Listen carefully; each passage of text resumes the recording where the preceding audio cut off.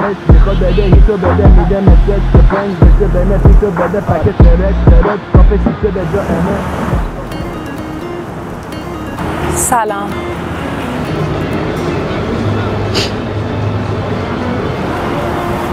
چطوری؟ خوبی؟ چرا جواب سلام منو نداد؟ خودت که باید بهتر بدونی.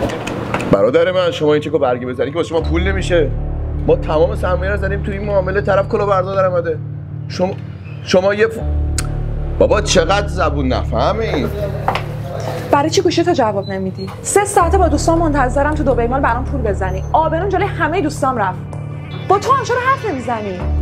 همه سرمایه‌مون از بین رفت. حسابمون هم همه مسدود شد. هیچی دیگه نداریم. خاک تو سر بیورزت. فکر می‌کردم آدم حسابی باشی. این همه وقتمو برای تو هدر دادم. نمیخوای بهش حق بدی؟